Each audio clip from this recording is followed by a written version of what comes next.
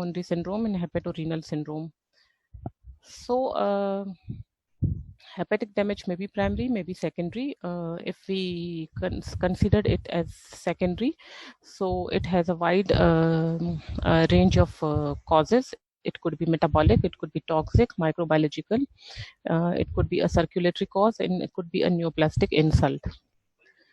So again, secondary causes of the hepatic damages could be of cardiac decompensation, could be disseminated cancer, could be extrahepatic infections, which affects the hepatocytes. And then what are the major primary diseases of the liver which causes the hepatic damages? It is viral hepatitis, which could be A, B, C, and D. The most severe form are the hepatitis B and C, superimposed with hepatitis D virus on hepatitis B. So it could be alcoholic liver disease, or it could be a non-alcoholic liver disease, and it may be a carcinoma of the liver, which is the hepatocellular carcinomas. So first we see if there is hepatic injury. So there is if the disease is diffuse and progressive, so there is bile disruption, flow of the bile disruption, which is produced from the liver. So when there is a disruption of the bile flow, there may be deranged liver functions, and maybe patient develop jaundice due to the increased disruption of the bile flow. So again, the hepatic injuries are insidious process, which is the slowly progressive processes. So if patient has a hepatic injury, it may develop symptoms after days, weeks, months, or maybe it takes years. So it's not a very rapid progression of the disease in every case. So it may be rapid, it may be slow, but usually it takes weeks or months or years to develop symptoms because of the hepatic decompensation process. So it rarely fulminant hepatic failure, which is the acute liver failure prior to hepatic disease.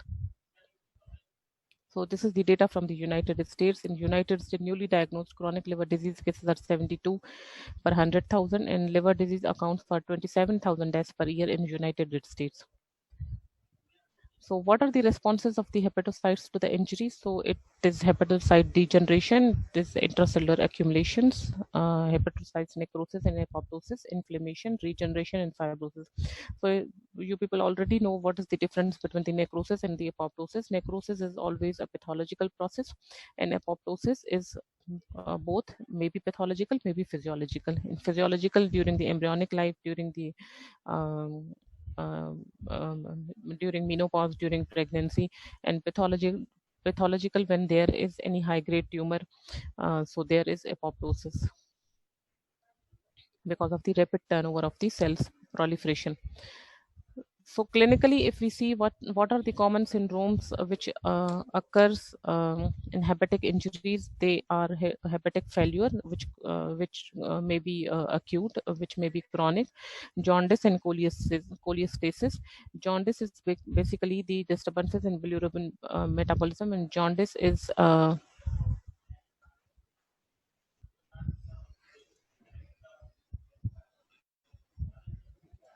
jaundice is basically the yellow discoloration of the skin and sclera of the patient, and cholestasis is the accumulation of the bile pigment in the liver.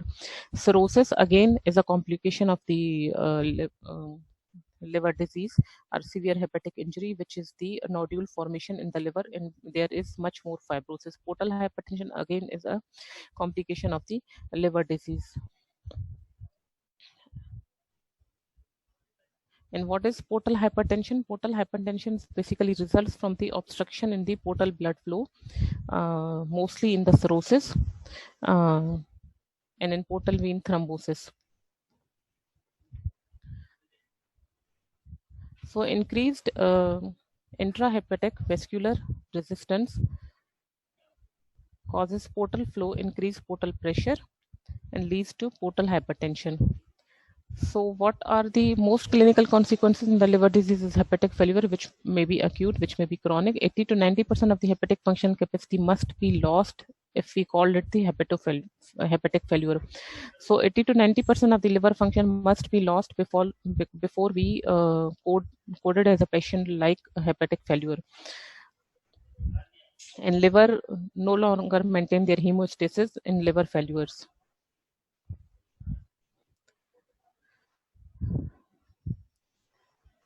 So what are the alterations that causes liver failure fall into three categories? It is acute liver failure, chronic liver failure, and hepatic dysfunction.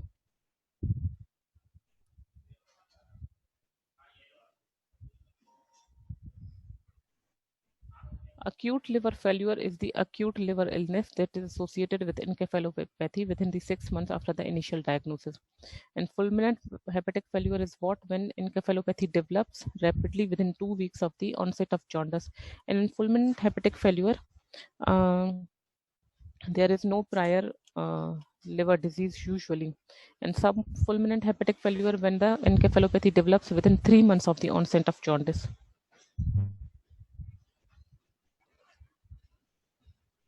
What you see in acute liver failure, it is hepatic necrosis, which is the massive and diffuse. Usually, acute liver failures are caused because of the drugs or toxins, and acetaminophen is accounts for 50% of the cases in United States, which causes the acute liver failure. Other less common causes of the acute liver failure are the halothane, antimicrobial drugs, which are rifampicin and isoniazid, which has effects on the liver. Antidepressant, monoamine oxidase inhibitor, industrial chemicals such as carbon tetrachloride, mushroom poisoning. Other less common causes of the hepatic failure is hepatitis A virus, hepatitis B, autoimmune hepatitis, and unknown causes in hepatitis C.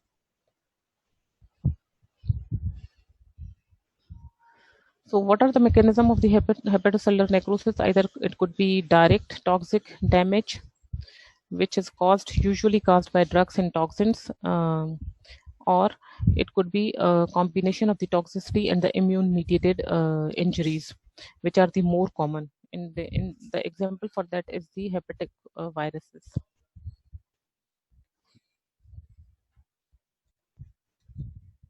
Chronic liver disease is basically the end stage liver disease, which is occurred by destruction of the hepatocytes repeatedly. And repeatedly there is parenchymal damages which causes the fibrosis and ultimately cirrhosis. Fibrosis usually starts from the portal areas. You know about the portal areas in the liver. There is portal areas and there is the central vein. So in portal areas you usually see a bile duct and two vessels. So usually the inflammation, when we call if the hepatitis or hepatic damages because of the hepatitis or any other cause, there are different patterns of inflammations which are involving the liver. Either it could be lobular, it could be periportal. In periportal, there is inflammation along with fibrosis. In periportal areas, and there are 4 stages of fibrosis which we report in the hepatitis. If there is slight fibrosis, we call the only the portal fibrous expansion, and if there is a little bit more fibrosis which extends from the outside the portal areas, like it envelops the bile duct and vessels, it is periportal. And if extends much more, it forms the bridges from portal to incomplete bridges from one portal area to another portal area. It's the septal fibrosis. Then it forms the complete bridges and forming nodules. Then it is the stage 4 and forms the cirrhosis. It is called as the cirrhosis.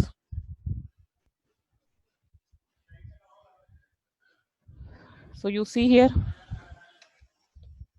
the picture of acute hepatitis and chronic hepatitis. This is the portal area. You see the bile duct and two vessels, and there is inflammatory infiltrate around these bile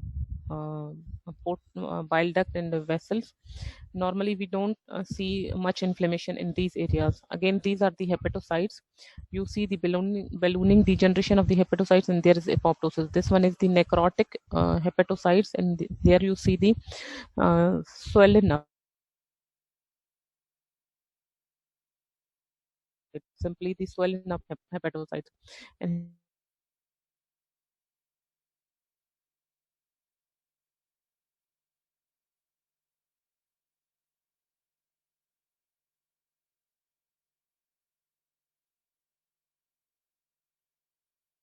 the eosinophilic and somewhat granular. There are little bit dots in the cytoplasm.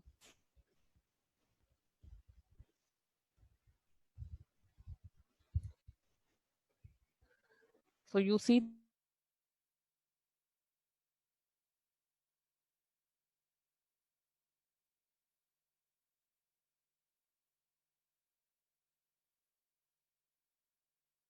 आवाज मुझे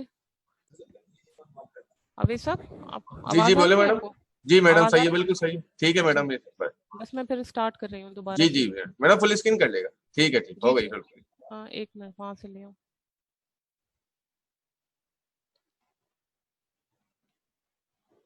जी so again, if you understand the picture of the hepatitis, this one is the acute. I already uh, defined this picture, but to sum up the picture before the net problems, so this one is the portal tract, which contains the bile duct and two vessels, and there is inflammation. Along with there are hepatocytes, which have which see two or three changes. There, this one is the ballooning degeneration, which is the swelling up hepatocyte, and simply say the swelling of the hepatocytes. Again, then apoptosis, which is the dead cell or dead hepatocyte. Then there is macrophage aggregate. There is fatty change, which is fatty change is steatosis, which is macrovesicular and microvesicular. And again, these are the apoptotic cells. And cholestasis. Cholestasis is basically the accumulation of bile in the hepatocytes. And if we see the changes in the chronic hepatitis, you see there is bridging necrosis and fibrosis. This one is necrosis and this one is fibrosis to the central vein. So in acute, you didn't see any bridging fibrosis. In chronic form, you see the bridging fibrosis, and this bridging fibrosis, if extends more, and it is if portal to portal, from one portal tract to other portal tract, it forms nodules of the nodules in the liver. And if once the nodule formation is occurs in the liver, so it could be it is then cirrhosis. So it is a chronic liver disease. And end stage, you say the end stage liver disease, and liver function is much more compromised after cirrhosis. So there is bridging fibrosis in the chronic form. There is bridging necrosis. Again, there is periportal necrosis. You see there is necrotic cells. This one is the periportal fibrosis. You see a little bit extension of the fibrous tissue from the portal area. Uh, this one is periportal fibrosis, and this sort of thing is, you say, portal expansion. So again, there is ground glass appearance of the hepatocytes, and which is the classic feature of the hepatitis B. Then fatty change. Fatty change you must see in hepatitis C, but uh, it's not only for the hepatitis C. It may be in other diseases like in alcoholic liver disease and non-alcoholic liver disease. And if there is metabolism of lipids, if there is any abnormality, or there is any problem in the cholesterol metabolism or fat metabolism, there must be changes in the liver, which may be accumulation of the fat in the liver cells. So there are macrophages, again apoptosis, and lymphocytes we see in the in between the hepatocytes.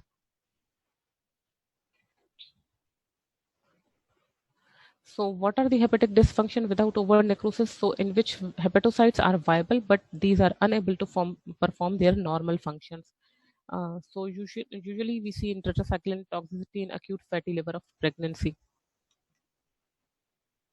So what are the clinical signs and features of the hepatic failure?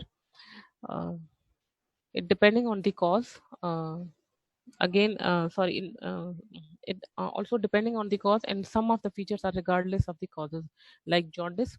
If there is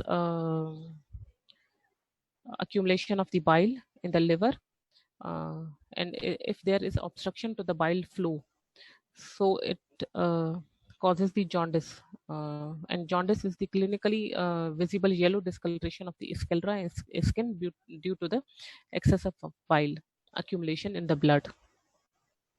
So hypoalbuminemia, which predisposes to peripheral edema.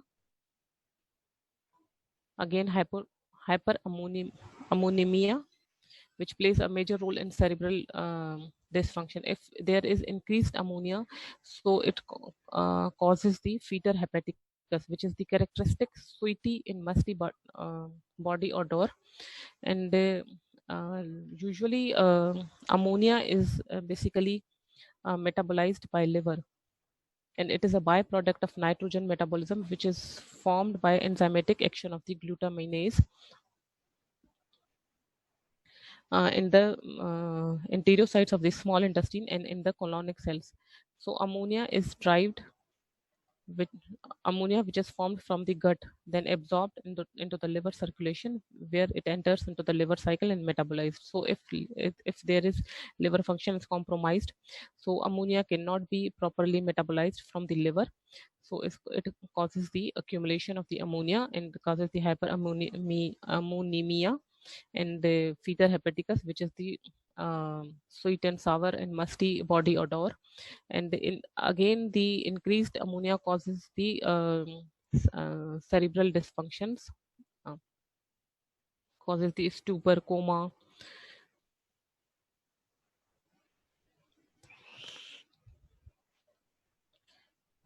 Again, impaired estrogen metabolism because of the compromised liver function. Estrogen is basically metabolized by liver by the action of cytochrome P450 enzyme. So if there is compromised liver function, estrogen cannot be properly metabolized from the liver. So it causes the hyperestrogenemia, that is the putative cause of the Pymar erythema, which is the local vasodilatation. Spider angiomas. Spider angiomas, again the dilated vessel, or in other words, we also call it spider nevus, is a type of telangiectasis. Telangiectasis is basically the dilatation of the vessels or arteries in the skin, which containing a red spot in the center and then reddish extremities because of the increased vascularity. In male, there is if there is hyperestrogenemia, which leads to hypogonadism and gynecomastia. Again, if there is severely impaired liver function, patient may lead to encephalopathy and failure of multiple organ systems, which are maybe respiratory failure, sepsis, and renal failure. Again, because of the liver injuries and hepatic failure, there are coagulopathies because there are multiple coagulation factors which are formed from the liver or coming from the liver, and patient may develop thrombocytopenia because of the vitamin K deficiency, and patient may develop multiple types of coagulopathies because of the factor 5, 8, 11, and 12 deficiency. So because of these coagulopathies and the clotting factor, coagulation factor deficiencies, patient may lead to massive gastrointestinal bleeding. Intestinal absorption of blood places a further metabolic load in the liver, which also worsens the hepatic failure, and death occurring within few weeks or few months. So what are the particular complications which are associated with hepatic failure? Is hepatic encephalopathy. Hepatic encephalopathy, basically the cerebral symptoms are is manifested by the spectrum of disturbances in the consciousness, which may be subtle behavioral abnormalities to confusion and stupor to deep coma and maybe death. Patient in cerebral encephalopathy may develop rigidity, hyperreflexia, atraxias. Again, hepatic encephalopathy is also associated with increased level of ammonia in the blood, which impairs the neuronal functions and promotes generalized brain edema. But encephalopathy is again reversible. Hepatorenal syndromes. Hepatorenal syndrome because of the renal vasoconstriction because of and due to the effect of nitric oxide. So it causes the sodium retention, it causes impaired free water excretion, decreased renal perfusion, and glomerular infiltration, which is the GFR. GFR rate is decreased. Vasoconstriction of renal arteries because of the nitric oxide effect. If patient develops hepatorenal syndrome, there is decreased urine output and the increased blood urea nitrogen and creatinine. Again, prognosis for the hepatorenal syndrome is poor. Median survival is only 2 weeks in the rapid onset form and 6 months for insidious onset form. Hepatopulmonary syndrome. What is hepatopulmonary syndrome? Is basically the occurring in chronic liver disease, hypoxemia, and intrapulmonary vascular dilatations. Because basically there is diffusion perfusion defects which play part in the hepatopulmonary syndrome. There is defects in arterial oxygenation induced by pulmonary vascular dilatation and pulmonary AV shunting, which basically allows inadequate time for oxygen exchange at the alveolo-capillary junction due to the rapid flow of blood and the shunting of the blood from pulmonary arteries to pulmonary veins. Again, it is due to the overproduction of nitric oxide.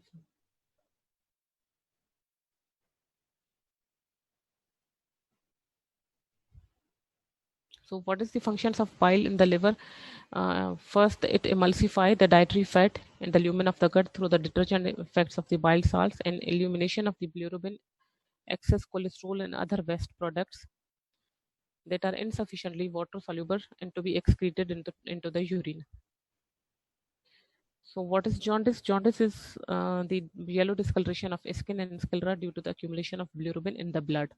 And cholestasis is the accumulation of the bilirubin, systemic accumulation of the bilirubin in addition to bile salts and cholesterol, and usually secondary to obstruction of the bile duct. If there is biliary obstruction, and because of the jaundice and cholestasis because of the biliary obstruction or obstructive jaundice, so patient may feels itching also because of the excess of bile and bile salts. So what are the common causes of jaundice? It's either it could be bilirubin overproduction, it could be hepatitis, or it could be obstruction of the flow of bile from the liver.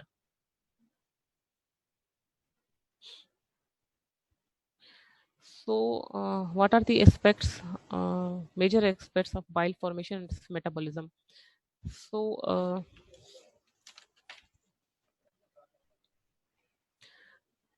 metabolism of the bilirubin by the liver consists of 4 separate but irrelevant events. So again, bile is uptake of the bile from the circulation, then intracellular storage, conjugation with glucuronic acid, and biliary excretion.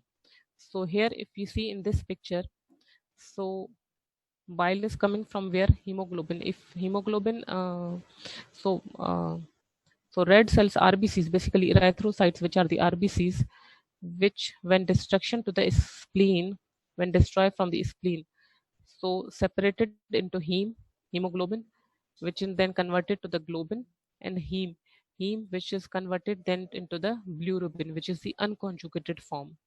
Okay, so from here, from the spleen, this bilirubin, which is the unconjugated form, goes to the blood and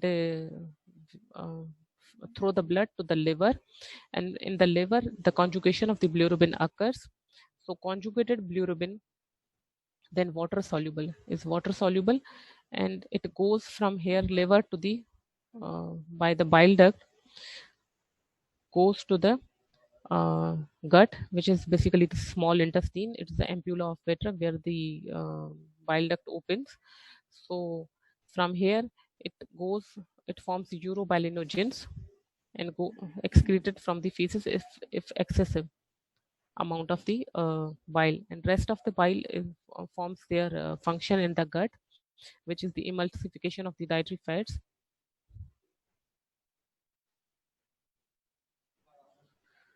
So what are the common causes of jaundice? Jaundice may be prehepatic, hepatic, and posthepatic.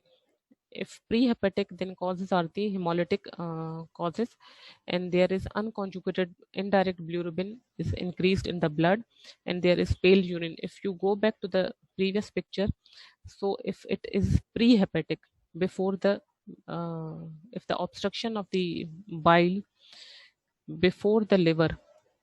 So here you see in the spleen there is the unconjugated form. So if there is the pre-hepatic causes, so there is unconjugated bilirubin which is increased. If there is a hepatic, then hepatic causes are viral, alcohol, toxins, and drugs. So there is liver damage, so which causes the again unconjugated bilirubin because liver cells are unable to conjugate the bilirubin. So again, if there is liver damage, unconjugated bilirubin is increased, and if there is canalicular obstruction, then conjugated bilirubin is increased. So post-hepatic form.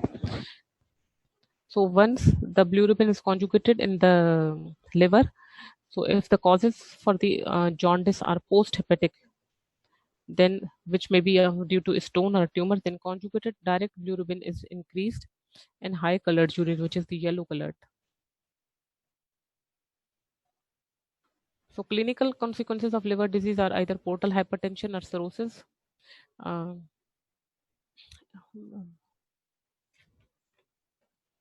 In portal hypertension, there is increased intrahepatic vascular resistance, and because of this resistance, portal flow increases, portal pressure, and leads to portal hypertension. So increased resistance to the portal flow causes the esophageal varices. It may cause ascites, splenomegaly, and hemorrhoids. Malignancy also is a consequence of liver disease. So this is the end of the lecture. So any question you may ask.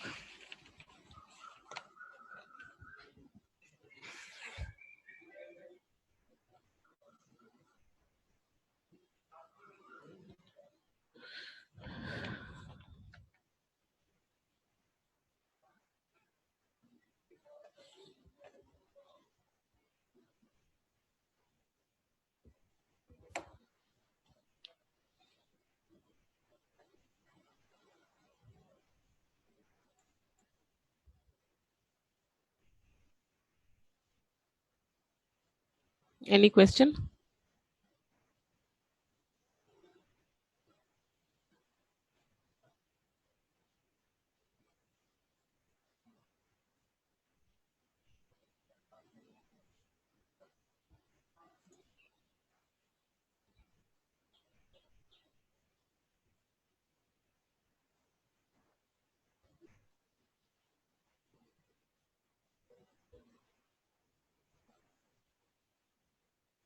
So Avesab, there is no question, so I will end the lecture.